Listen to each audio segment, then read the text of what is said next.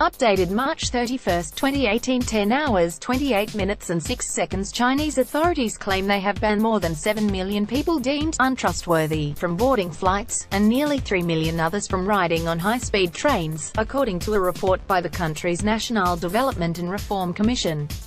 Various pilot projects have been launched throughout China ahead of 2020. Chinese authorities use new advanced technologies to crack down on crime. Beijing could engineer society if it combines technology with its credit system. The announcements offer a glimpse into Beijing's ambitious attempt to create a social credit system (SCS) by 2020. That is, a proposed national system designed to value and engineer better individual behavior by establishing the scores of 1.4 billion citizens and awarding the trustworthy, and punishing the disobedient.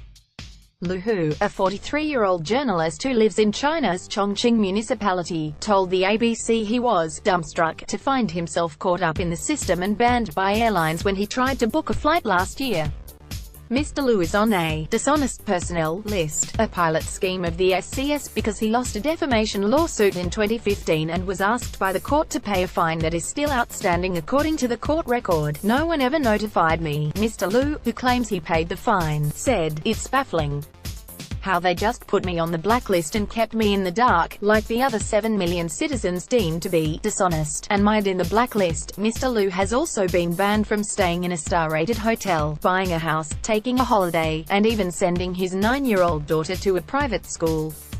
Just last Monday, Chinese authorities announced they would also seek to freeze the assets of those deemed dishonest people. Bonus points for donating blood and volunteer work. As the national system is still being fully realized, dozens of pilot social credit systems have already been tested by local governments at provincial and city levels.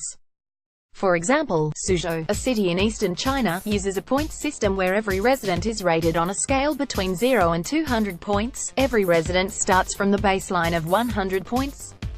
One can earn bonus points for benevolent acts and lose points for disobeying laws, regulations, and social norms.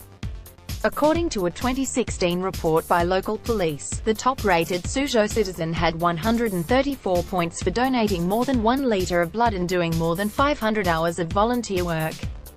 The city said the next step was to use the credit system to punish people for transgressions such as dodging transport fares, cheating in video games, and restaurant no-shows.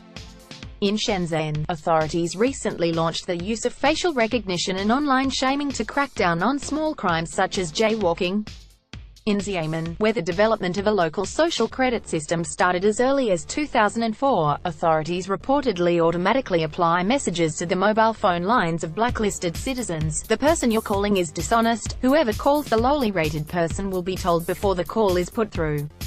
Citizens profiled by their consumption behavior. Private companies in China have also run pilot programs using complex analytical systems to profile their customers, further advancing various technologies, such as facial recognition and online shaming, that could be used with official 2020 rollouts. For example, Sesame Credit is a private credit system developed by the Alibaba-affiliated company Ant Financial.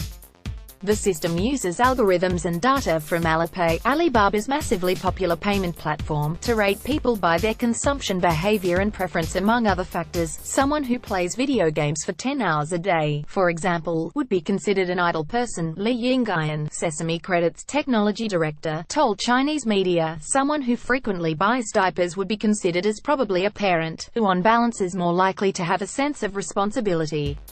However, according to its website, Sesame Credit maintains that despite using the data to openly profile customers, it currently does not share the information with Chinese authorities. Wi-Fi sniffers, night vision and big data. Meanwhile, recent reports have revealed that in some areas China employs what is known as the Integrated Joint Operations Platform (IJOP), a high-tech mass surveillance system that pulls information on citizens' bank records, computer details, and legal past.